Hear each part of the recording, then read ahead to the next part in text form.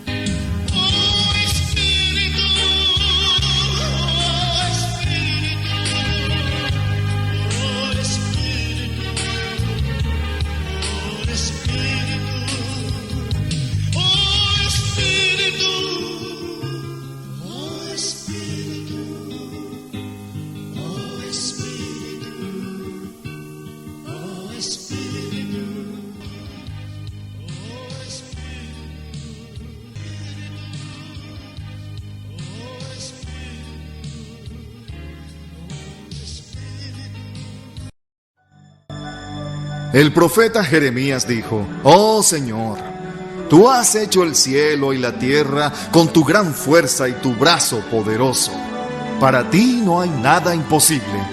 Por supuesto que la creación revela la omnipotencia de Dios, pero hay mucho más. Aunque el universo sea estropeado por la maldición, la sabiduría, la belleza y el amor del Creador son todavía evidentes.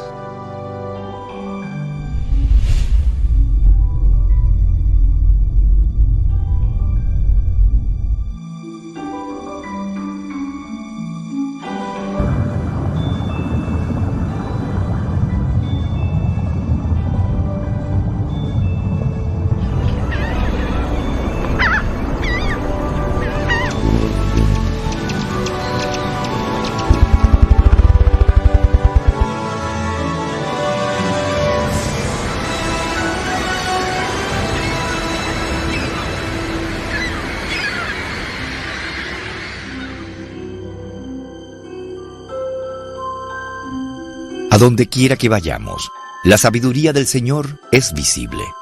Estudien las propiedades del agua. Esta elegante molécula es indispensable para la vida. Por eso nuestro Dios, generoso, cubrió 4/5 de la superficie de la tierra con ella en forma de corrientes, lagos y mares. El agua es perfectamente diseñada para mantener la vida de cada célula y criatura. Es un excelente solvente, refrigerante y transportador. O examinen el mundo de los insectos. Cada una de estas criaturas asombrosas está dotada con capacidades ingeniosas que superan con creces cualquier cosa hecha por el hombre. De elegante a complejo, los trabajos del Creador declaran su sabiduría.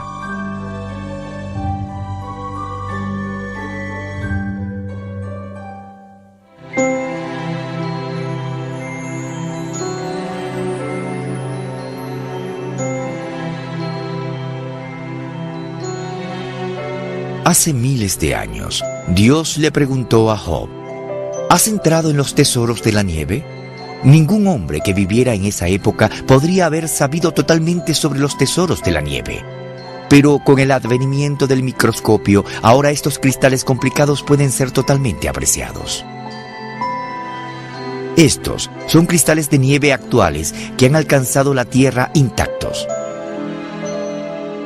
Los cristales de nieve se forman en las nubes donde el vapor de agua se condensa y se cristaliza en hielo. Cuando los cristales crecen, estos notables patrones surgen. Complejos, simétricos y hermosos. Ellos son impresionantes para contemplar. En contraste, la nieve artificial no tiene ninguna de la estructura complicada que se encuentra en los cristales de nieve.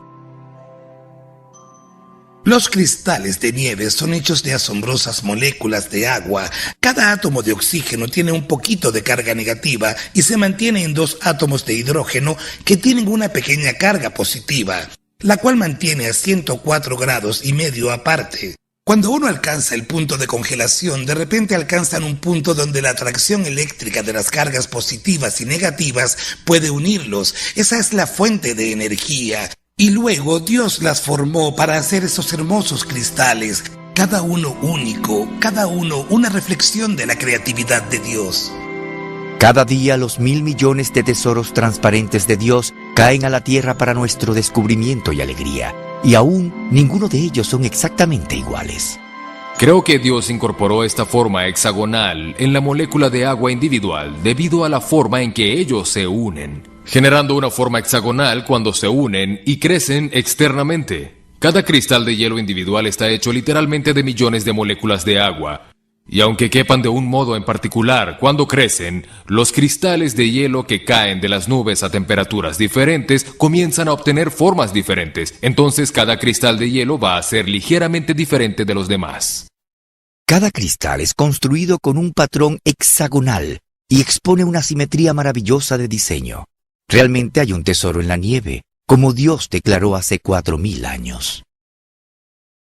Hay 2 cosas sobre los cristales de hielo que simplemente me emocionan. Una es su belleza. Uno los mira y ve todos esos patrones de caras planas y estructuras que poseen. Además, hay más de 100 tipos básicos diferentes de cristales de hielo y todos son hermosos. Por supuesto, esto me dice algo acerca de Dios. Me dice que Dios ama la belleza, que la ama porque proporcionó esta belleza para mirar. Esto repercute en mí. La otra forma en la que están organizados los cristales de hielo, la forma en la que cada molécula individual está unida, ellos encajan en un patrón y en un tiempo particular, lo cual nuevamente me dice que Dios los ha diseñado.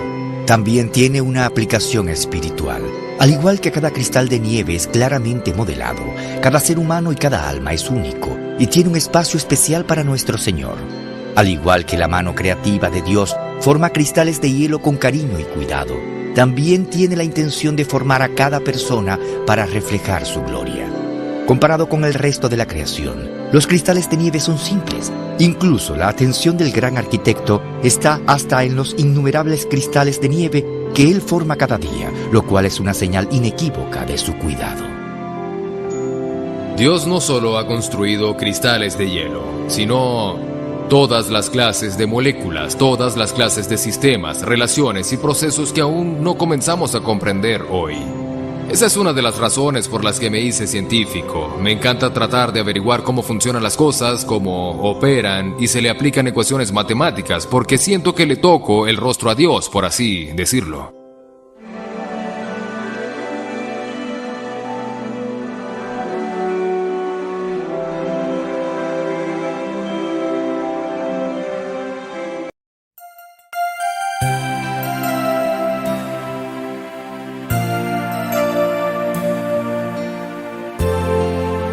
Gracias, Señor, porque a través de tu Espíritu Santo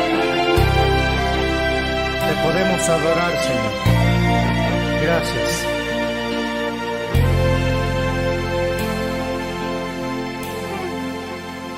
Yo necesito de ti, yo necesito sentir tu presencia en mi vida. Tu Santo Espíritu en mí, para mí es suficiente. Sin ti nada puedo hacer, Señor, porque eres mi fortaleza. Señor, yo sé que contigo no temeré al enemigo. Las fuerzas tú me darás, Señor, y seré más que vencedor. Yo necesito de ti, yo necesito sentir tu presencia en mi vida. Devuélveme, por favor, el gozo y la salvación yo tenía. presencia, Señor, no hay razón para vivir. Oh, yo necesito de ti, Señor, yo necesito sentir tu presencia en mi vida. Devuélveme, por favor, el gozo y la salvación. Un día yo venía, es que sin tu presencia, Señor, no hay razón para vivir. ¡Oh, sí, Señor!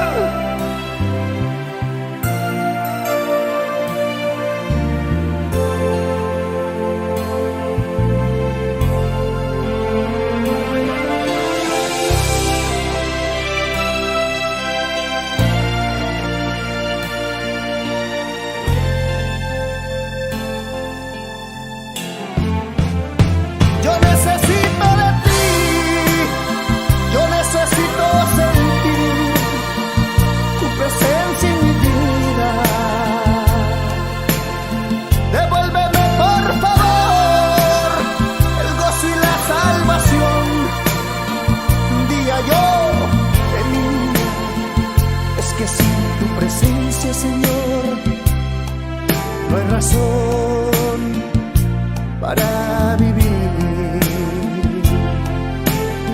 Yo necesito de ti, yo necesito sentir tu presencia en mi vida. Devuélveme, por favor, el gozo y la salvación. Un día yo tenía, es que sin tu presencia, Señor, no hay razón para vivir. Es que sin tu presencia, Señor, no hay razón para vivir.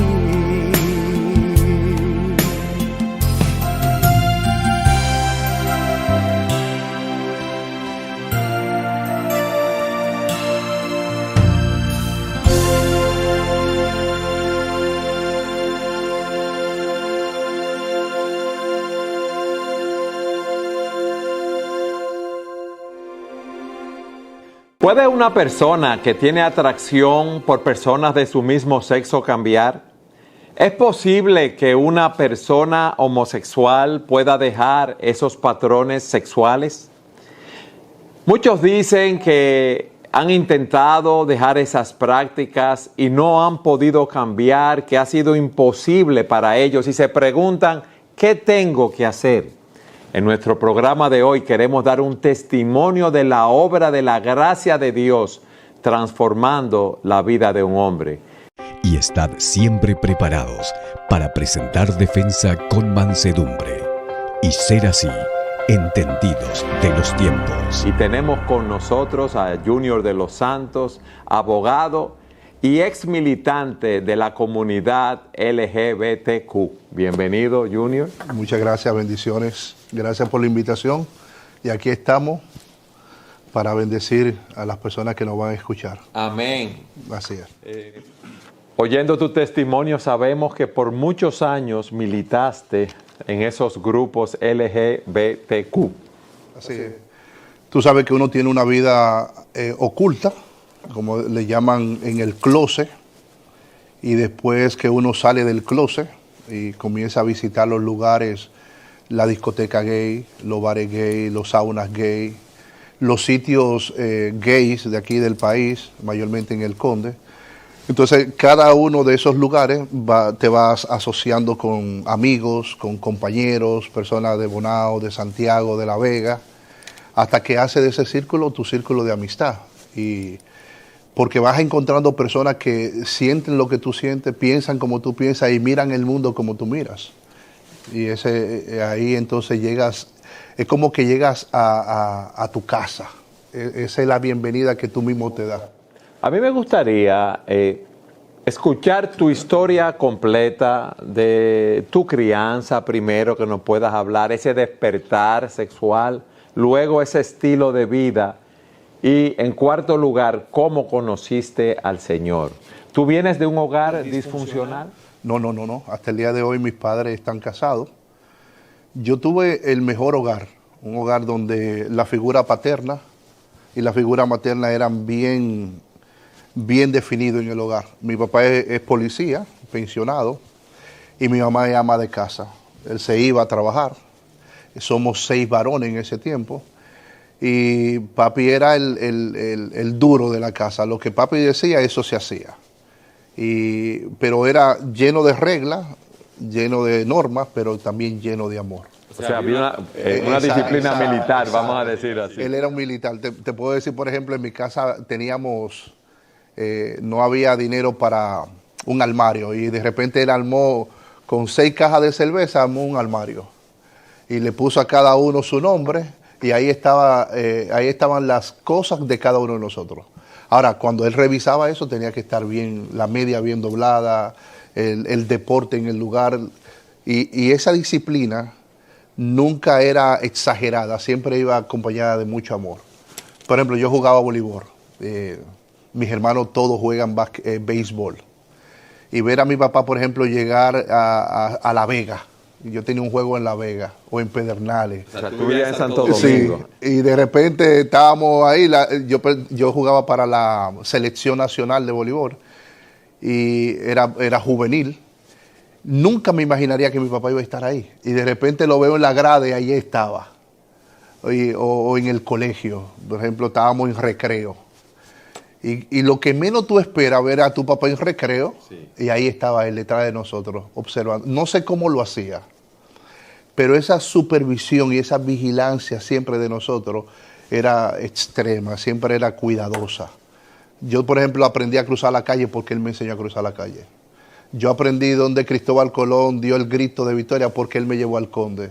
Él me llevó a los museos, él me llevó esa dedicación permanente de un padre presente, de un padre amoroso. Yo lo tengo todavía al día de hoy. Entonces, no podemos decir que esas tendencias homosexuales que tú tenías era fruto de la crianza, ni era fruto del medio ambiente en donde te desarrollaste. Yo tenía problemas porque cuando comencé a descubrir el mundo homosexual, leía escritos y decían que venían de familias disfuncionales, de madres posesivas, y yo decía, pero es que yo no tengo nada de esas cosas. Mi mamá es una mujer que no hace nada sin consultarlo con mi papá. Y papi es un hombre que, a pesar de que él es disciplinado, pero es amoroso. Es decir, ambas cosas no se asociaban a mi preferencia sexual. O sea, tú tenías un equilibrio en tu hogar. Permanentemente. El rol de mi papá es bien definido, y el de mi mamá también. Es decir, en mi casa no había un hombre con 2 cabezas. No. Papi siempre, hasta el día de hoy, es la cabeza. Bueno, recientemente hicimos una reunión hace 3 días. Nos reunió a todos, nos llamó. Vengan, ¿qué nos reunimos con ustedes? Y ahí llegamos los 6. A ese nivel todavía, tú miras cómo él tiene esa capacidad de convocarnos, de reunirnos, de saber cómo estamos. Y ese ha sido siempre el modo viviente de nosotros. ¿Tu interacción con tus hermanos era una interacción normal? Chulísima. Peleábamos. Cuando Pacualito se llevaba algo, la media, me escondía el poloché, ya tú sabes, a trompar. Esas relaciones que se dan donde hay muchos hermanos, que son chulísimas. De repente los mellos se llevaron la bicicleta. ¿Y dónde está mi bicicleta? Era un ambiente precioso, donde era hermoso estar. No era nada, era el mejor lugar donde uno podía estar, en la casa. ¿Y cuándo tú tienes ese despertar sexual? ¿Cuándo tú te das cuenta de esas tendencias? ¿A qué edad, Junior? Yo creo que yo comencé a tener esa noción de que yo era diferente a los 9, 10 años. Por un asunto de que en mi casa no se veía novela. Había una regla que en mi casa no se veía novela. Papi dijo, aquí no se ve novela. Y yo era loco con la novela, entonces me iba a verla donde los vecinos. Y me encantaba ver las novelas, pero mi atracción no era las actrices, sino los actores. Okay.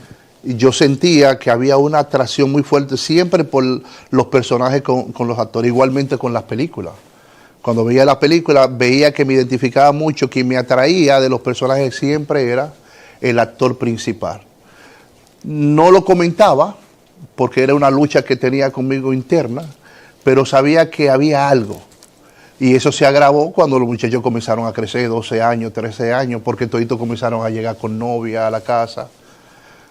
Pacualito, Joel, Erison, toditos con su novia, y papi de repente, Junior, yo era muy estudioso, me gustaba mucho estudiar, me gustaba estar en la casa, apoyar en todas las cosas del oficio. Cuando tú dices apoyar en los oficios, hacer los oficios de la casa, lavar, planchar, fregar, cocinar, ¿te gustaba eso? Me fascinaba. Yo era feliz ahí.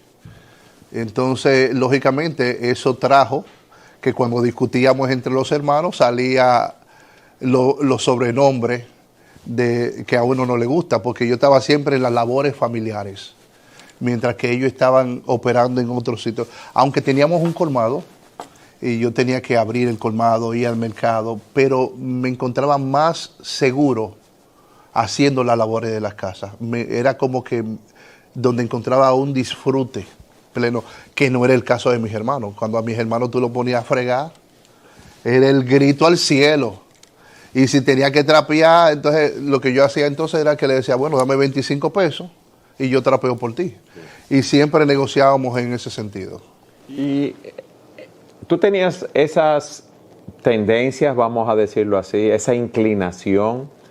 Tú dices que te gustaba ver a los actores en las novelas, que ya había una distinción, podemos decir, entre la conducta de tus hermanos y la conducta tuya, porque ellos llevaban novias a la casa y tú estabas de lleno más en las labores de la casa, estudiando, un poco abstraído, ¿verdad?, de la vida que llevaban tus hermanos. Y cuando tú das a conocer o te das cuenta que tienes esas tendencias homosexuales.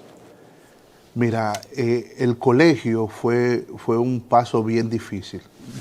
Tú sabes, uno siempre hace tarea con un mismo grupo. Y de repente mis amigos, Franklin, Ángel, me dicen, mira, ya no podemos hacer tarea contigo porque mi papá y mi mamá me dijeron que no salga contigo. Porque ya yo comenzaba a dar muestra en mi conducta de muy afeminado, porque jugaba voleibol. Y entonces pusieron distancia en los niños. Eso me marcó mucho, eso me dolió mucho, porque uno con los amigos del colegio como que son más que hermanos. Y comencé entonces a sentir ese distanciamiento de los varones y ese acercamiento de las hembras. Mientras que los varones no querían estar conmigo, las hembras sí querían estar conmigo. Y quizá ahí fue donde hubo un proceso. Me asocié demasiado a las hembras, siempre estaba con ellas, jugando, oyendo lo que ellas hablaban, buscando lo que ellas buscaban. Y me sentía bien, me sentía seguro con ellas, porque sentía que pensaba como hembra, deseaba lo que ellas deseaban. Y era como seguro estar con las hembras, no con los varones. Y ya tú sabes, comencé entonces a tener un deseo, un despertar a la pornografía muy fuerte. Comenzó con revistas de muñequitos que se vendían en ese tiempo, las compraba y escondía, comenzó con eso y después comenzó con más abundante. Y tenía un amigo que se llamaba Víctor. Él me dice, yo te voy a encontrar un lugar que te va a gustar. Y ese lugar que me encontró es como si yo llegara al lugar donde yo tenía que estar. Ahí encontré mi primera relación, la persona con quien comencé una relación para mucho tiempo. ¿Qué edad tenías? Tenía 16 años. Ahí conocí muchas personas mayores que cuando tú entras joven a la comunidad, son esas personas mayores que tienen muchos años ya dentro de la comunidad y te ofrecen muchas cosas, dinero, ropa, recursos, pero detrás de todo eso siempre hay abusos constantes. Por eso yo siempre le digo a los muchachos cuando quieren visitar, le digo, la comunidad LGBT no es seguro, porque dentro de la comunidad es donde están los mayores abusadores, porque ahí fue donde yo encontré los peores abusos y las peores experiencias sexuales, de tríos, de Sodoma, de todo lo que es asqueroso dentro de esa, ahí lo encontré yo. Yo no llegué con ese tipo de estilo de pensamiento, lo adquirí dentro de esa comunidad. Y uno se va adaptando porque ya elegiste eso, es lo que hay, entonces comienzas a crecer dentro de ese ambiente hasta que llega a gustarte. Y lo que es horrible ya no es horrible. Lo que es espantoso resulta ya ser agradable. Y ya resulta ser una preferencia para ti, es lo que buscas. Y todas esas prácticas sexuales ya lo ven como algo normal. Normal, así es. Yo a lo primero llegué muy restringido, con mucho miedo, pero después era lo que buscaba permanentemente. Y hay así muchos lugares abiertamente para personas homosexuales. Sí, aquí tenemos muchos lugares. Aquí tenemos saunas, por ejemplo, donde tú entras, dejas tu ropa en un locker, pagas un dinero y cuando entras atrás hay baños, saunas o piscinas que está todo a oscura. Todo lo que tú ves es lo que tocas. Miles, cientos de hombres ahí. O sea, que llegan a esos sitios, ¿no? Sí. Llegan a esos sitios. Y como tú no lo ves, tienes contacto, tienes todo lo que quieras encontrar ahí, te sale y te vas. Tú puedes entrar en la mañana y salir en la tarde, pasa el día entero ahí. Igualmente en los cines, yo llegué a un punto donde yo dejé la universidad por estar en el cine. Y era entrar y a oscura, la persona que se sentaba al lado tuyo, tú lo tocabas. Si no te decía nada, eso significaba que estaba asintiendo a lo que tú querías. Y ahí mismo, en el mismo lugar, se hacía todo lo que se hacía y te parabas y te ibas. ¿Y tú no sabías con quién habías estado? No sabía, ni siquiera. Y lógicamente ese tipo de práctica trae consigo consecuencias. Consecuencias que son difíciles. Enfermedades venéreas, enfermedades de todo tipo. Hepatitis, yo desarrollé una hepatitis que muy difícil. Muchos tipos de enfermedades venéreas desarrollé por ese estilo de vida. Y me costó muchos años poder ser curado y llevar todo un tratamiento para ese tipo de cosas. Cuéntame, mientras tú estabas en esas prácticas, ¿qué pasaba con tu familia? Tu padre, tu madre, que te habían criado, ¿verdad?, en un hogar lleno de amor. Tú sabes que quienes más sufren cuando los hijos se descarrían son los padres. Al final, mi mamá rebajó casi 28 libras. Mami se puso... Y mi papá, que a pesar de que era un hombre que no hablaba del tema, sufría también. ¿No lo hablaba directamente contigo cuando tú sabías que tú estabas en esas prácticas, en ese mundo, o ellos no se enteraron hasta muchos años después? Los padres siempre saben, siempre los padres saben. Y ahora que yo trabajo con jóvenes, me doy cuenta que abordar el tema no es fácil. Yo tengo una hija y yo te lo digo, abordar el tema hay que ser valiente para hacerlo. Y mis padres lo sabían, pero nunca lo abordaron. Hasta el día de hoy, que tocarlo abiertamente todavía trae su roncha. Pero cuando ellos sabían que tú andabas en esos bares, en esos saunas, en esos cines, o que andabas con otros hombres, o te veían y se lo decían a ellos, exacto, o lo hacías abiertamente, ¿no había una reprimenda, un consejo, algo de parte de ellos? Papi siempre decía, él no me dejaba estar tranquilo, él me buscaba, me manifestaba su preocupación por el estilo de vida que yo había elegido, y como policía, él sabía dónde terminaba todo este estilo de situación. Entonces siempre estaba pendiente el consejo, tú eres de nosotros, tú nunca vas a ser, tú eres mi hijo, tú nunca vas a dejar de ser mi hijo. Ese amor permanente, esa expresión de amor y ese cuidado nunca se cerró de allá para acá. Okay. De aquí para allá sí se cerró. Fue como que yo desarrollé un odio por ello. Y no me explico por qué. No tengo una explicación por qué llegué a odiar tanto a mis padres. A tal punto que no quería ni verlos ni nada. Pero de allá para acá, el vínculo siempre de amor y de cuidado estaba siempre abierto. Tú dices que él como policía sabía dónde terminaba ese estilo de vida. Sí. ¿Dónde terminaba? Él me decía que él lo veía siempre en las calles, teniendo tipo en las cárceles, perdiéndose en la calle. Él no quería que su hijo terminara así. Él no había trabajado para eso. Y entonces era una preocupación muy fuerte para él. Muchas veces de madrugada se levantaba y iba a mi cama, y cuando no me encontraba salía a buscarme. Porque yo me le escapaba, me iba por la ventana, me le iba de la casa. ¿Y qué edad tú tenías en ese tiempo, Yayo? 16, 17, 18 años. Ya estaba tomando una actitud de rebeldía muy fuerte. Y quería hacer mi vida como yo sentía que era mi vida. Y yo pensé que había nacido así, que Dios me había creado así. Había buscado ayuda en muchas partes, no la encontré. Y ya cuando determiné hacerlo, dije, bueno, lo voy a hacer, y lo voy a hacer como yo quiero hacerlo, abiertamente. Tú sabes que nosotros hicimos un programa con el doctor Miguel Núñez, y él nos explicaba que esa tendencia homosexual no es un problema biológico, que no hay un gen gay. Eso es así. Sino que el hombre fruto de... Es una elección. Una elección. Así es.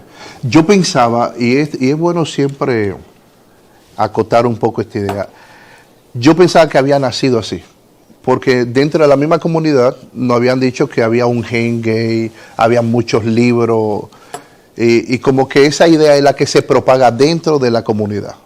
Tú naciste así, no hay manera de cambiar. Pero cuando tú conoces la palabra y te das cuenta que es una elección, y tú dices, bueno, pero es una elección, yo puedo elegir, yo elegí, entonces se plantea entonces una solución al problema. Y ahí es donde entonces la verdad juega un papel importante. Antes de tú explicarnos tu conversión, a mí me gustaría que viéramos un texto en Romanos donde se nos dicen que el hombre, la ira de Dios se revela contra toda impiedad, injusticia, contra los hombres que detienen con injusticia la verdad, porque Dios se ha dado a conocer a través de su creación. Pero mira lo que dice. Pues aunque los hombres conocían a Dios, no lo honraron como a Dios ni le dieron gracias, sino que se hicieron vanos en sus razonamientos y su necio corazón fue entenebrecido. Profesando ser sabios, se volvieron necios y cambiaron la gloria del Dios incorruptible por una imagen en forma de hombre corruptible, de aves, de cuadrúpedos y de reptiles. Los hombres, en vez de adorar a Dios, empezaron a adorar otras cosas, incluyéndose a sí mismo y a otros hombres. Y mira lo que dice.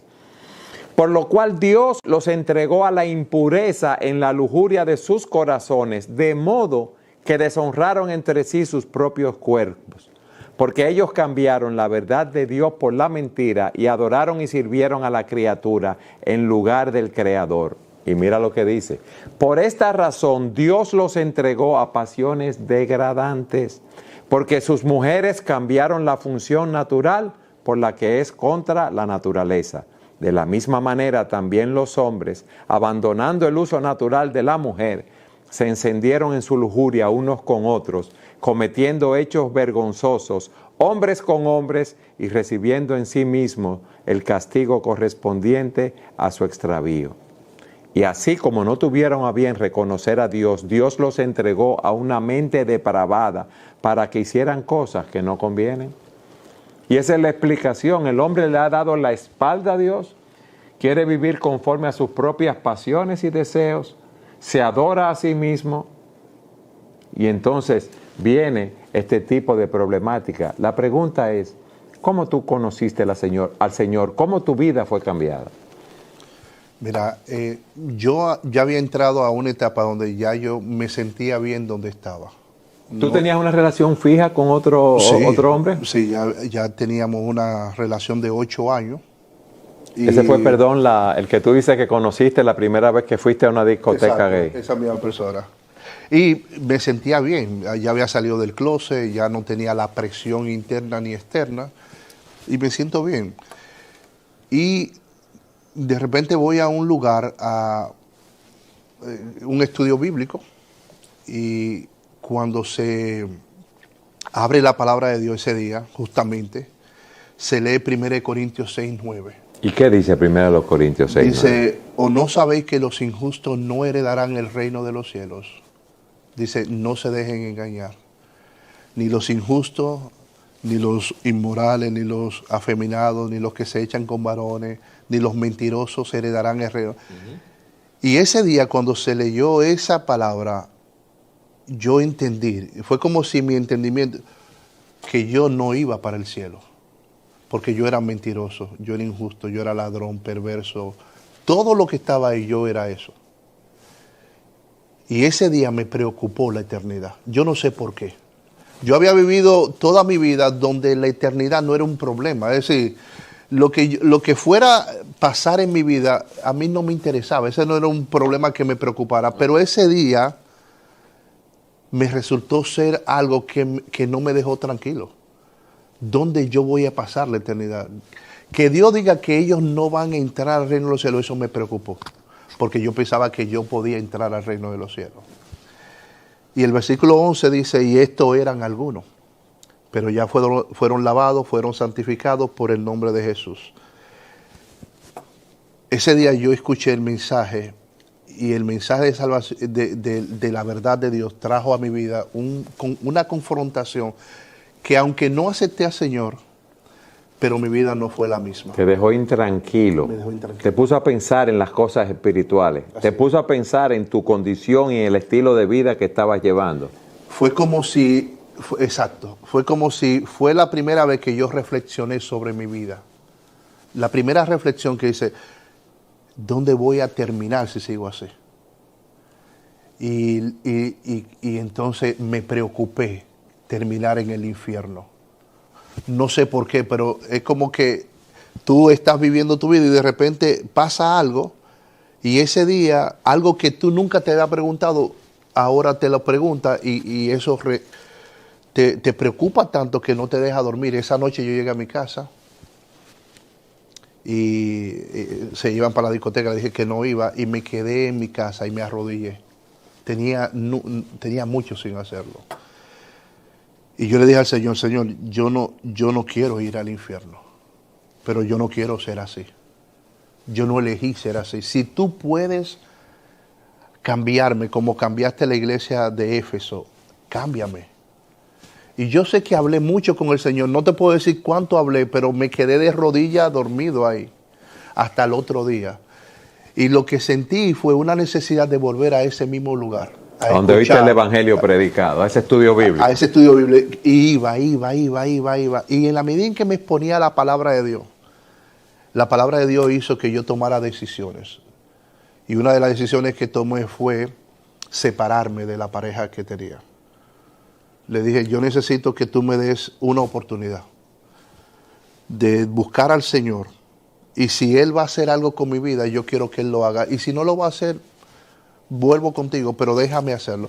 Y me acuerdo que él pensó que yo estaba enamorado del que toca la batería en la iglesia y comenzó una persecución fuerte porque él no pensaba que yo estaba buscando al Señor, él pensaba que yo estaba detrás de otras cosas. Pero realmente él no podía entender que en mi corazón se abrió un hambre por Dios y por la palabra. Y cada día que iba a ese lugar más quería estar ahí. Yo fui martes. Después fui miércoles, después jueves. Y quería que fuera todos los días, porque abrió un hambre por la palabra. En la medida en que fui conociendo la palabra fue cambiando mi corazón y mi mente. Yo no te puedo decir cómo Dios me cambió, porque no puedo ser preciso en ese proceso. Yo lo que sé es que comencé a conocer la verdad y la verdad me libertó. A niveles tan profundos que el día que me reuní con él, le dije, ven acá. Le dije, trae el notario, trae todo, todo se va a quedar a tu nombre, porque lo que yo quiero es seguir conociendo esto. Resultó ser tan impresionante lo que Dios estaba brindándome que lo demás perdió su valor. Y lógicamente aprender de la palabra de Dios me hizo conocer a Cristo y conocerme a mí. El valor de lo que Él hizo por mí en la cruz de Calvario y la redención que hizo por medio de su resurrección. Esa verdad me libertó de una manera preciosa. Conocer la verdad me hizo libre. ¿Qué me libertó? Me libertó saber que Él no me hizo homosexual. Él me creó un hombre perfecto. Pero cuando el pecado entró en Génesis 3, el pecado dañó la creación de Dios. Y en ese daño estaba esa preferencia que yo estaba teniendo. Y entonces, en vez de tú glorificar a Dios con tu vida, querías vivir para ti lo que leímos en Romanos, y fruto de darle la espalda a Dios, te dedicas a ese estilo de vida siguiendo tus propias pasiones y deseos. Así mismo es. Ese día yo entendí que el pecado fue lo que dañó la creación de Dios, y Cristo apareció para deshacer las obras del diablo.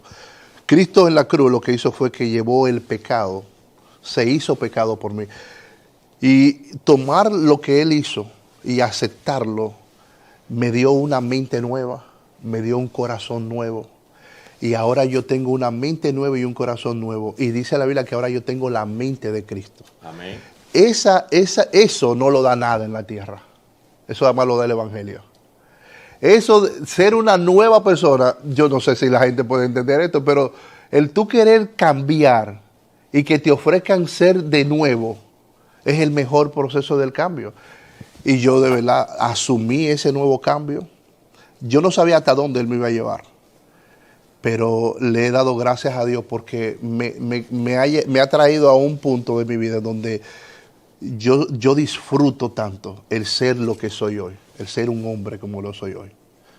Yo antes tenía una mente que yo pensaba que había nacido con un cuerpo de hombre y una mente de mujer. Imagínate, así vivía yo desde niño, mi adolescencia, todo lo que perdí en la vida pensando eso. Porque pensaba como mujer y tenía un cuerpo, y pensaba que estaba en el cuerpo equivocado. Toda mi vida luché con eso. Y cuando Cristo viene y alinea mi mente con el cuerpo, y puedo disfrutar que lo que siento en mi mente es lo que siento en mi cuerpo, eso es lo mejor. Amén. Esto es precioso lo que Él hace. Y es lo que Dios quiere hacer con cada uno de los que se acercan a Él por medio de su palabra. ¿Cómo siguió Dios cambiando tu vida? Porque tú dices que tienes una hija. Así es. Tú te casaste. Bueno, una de las cosas que Dios permite es que vuelva de nuevo a la universidad, porque por el estilo de vida homosexual, yo pensé como que la manera era ser homosexual en la vida, y dejé de estudiar y dejé de trabajar para ser homosexual. Volviste a estudiar Derecho. Y volví de nuevo a la universidad y voy a la UAS a estudiar Derecho. Y ahí conocí a Sori, a mi esposa, y en principio éramos amigos, íbamos a evangelizar toda la UAS y a orar juntos por las personas que estaban en el oncológico enfermos, y esa relación de amistad resultó ser más profunda.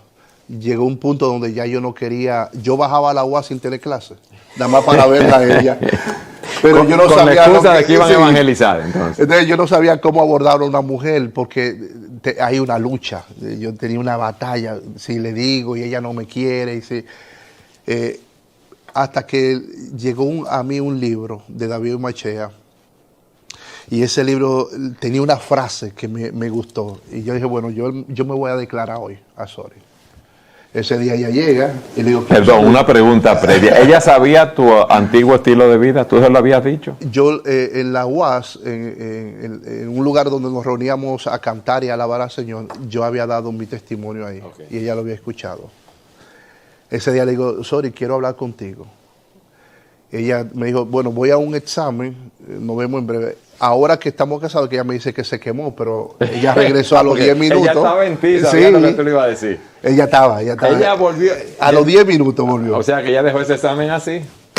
Y me dice ella, dime. Y yo le dije, mira, Sori, yo no sé hablar. Tú eres la primera mujer a la que yo me abordo, pero mira, yo quisiera morir de viejo contigo, si tú me lo permites. Qué bien. Y esa frase tocó el corazón de Sori, se le salieron las lágrimas, y ella me dijo, voy a orar, vamos a orar, a ver lo que el Señor quiere. Y a los 3 meses, ella orando, me llamó para atrás y me dijo que sí, que el Señor le había dicho que sí, que yo era su pareja. Imagínense. ¿Y tú 3 meses con esa tortura? Mira, óyeme, yo oré, yo busqué al Señor, ayuné, busqué, ay Dios mío, qué precioso fue ese tiempo. Y ya tú sabes, en grande hicimos ese compromiso. Ese compromiso lo hicimos a la entrada del barrio La Yuca, donde yo crecí, donde yo desarrollé todo este estilo de vida homosexual. Y en esa misma comunidad la recibimos a ella, hicimos toda mi familia, nos reunimos. Y fue un momento precioso de ver cómo Dios me estaba entregando ahora una esposa y disfrutar. Nos casamos, tenemos 14 años. 14 años casados. Ahora lo cumplimos el 15 de diciembre, 14 años.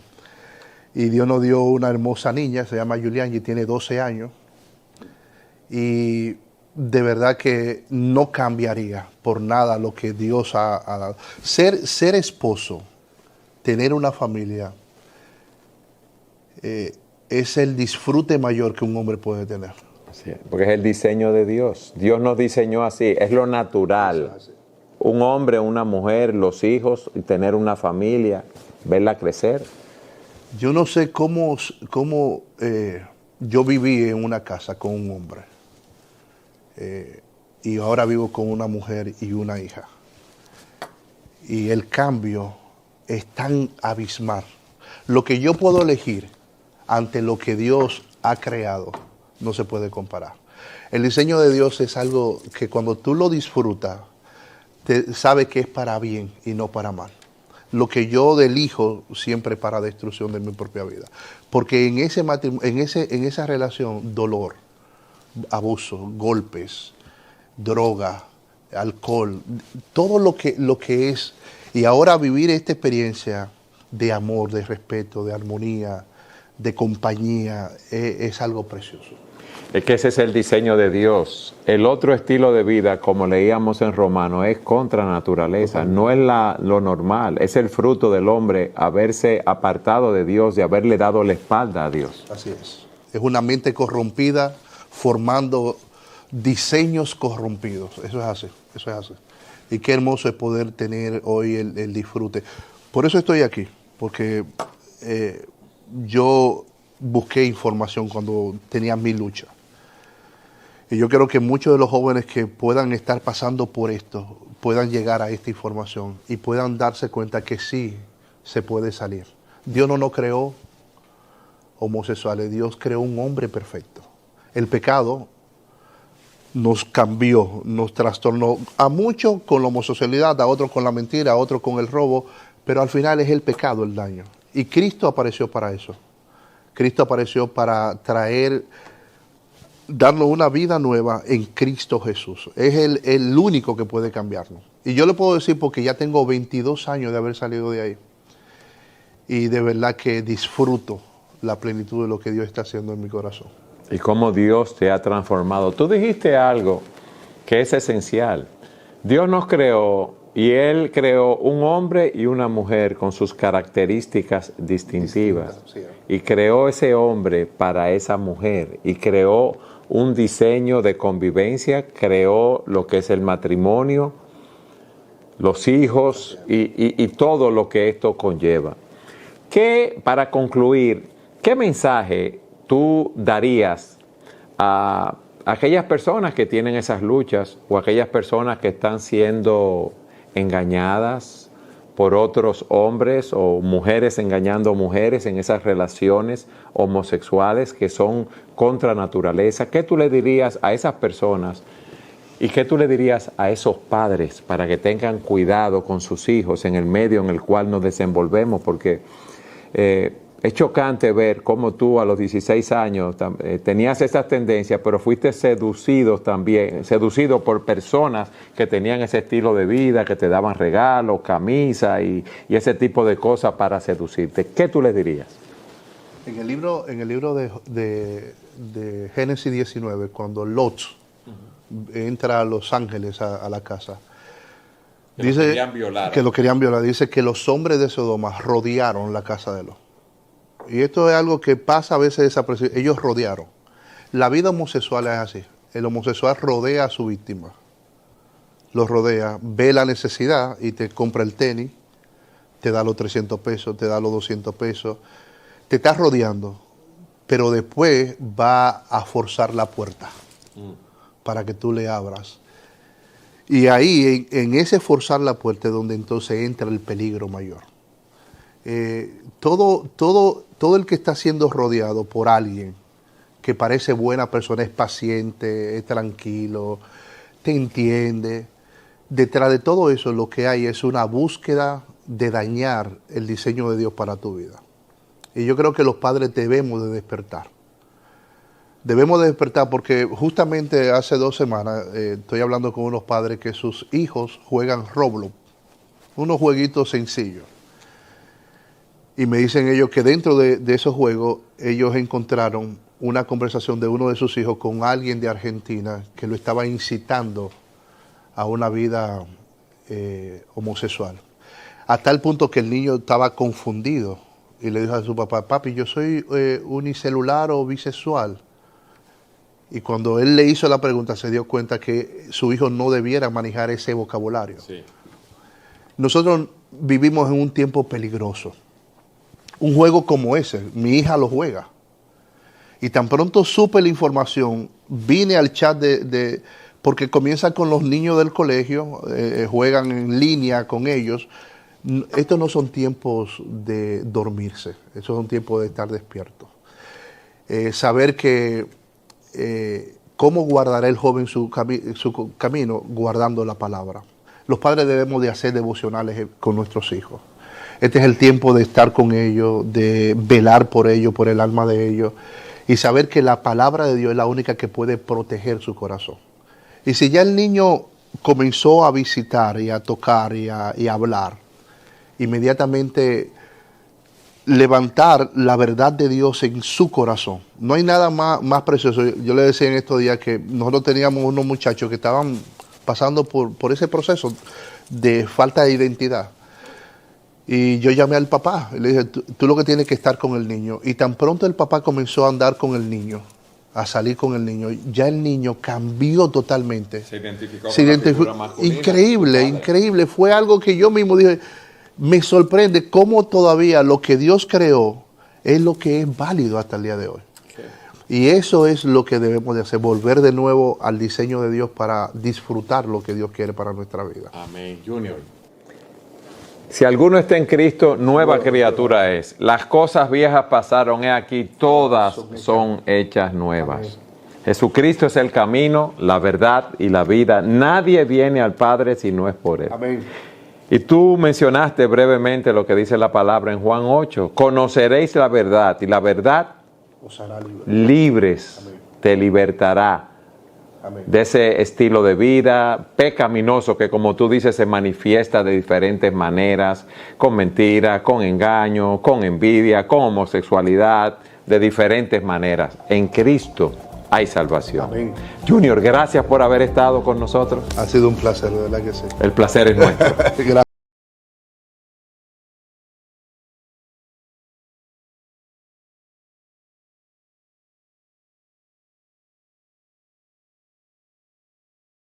La Iglesia Cristiana presentó su programa Volviendo a la Senda de la Vida. Si ha sido de bendición y desea visitarnos, comuníquese con nosotros al 3586 0000 3586 0000. Recuerde que Jesucristo pronto viene. Le esperamos en el próximo programa. Que Dios le bendiga.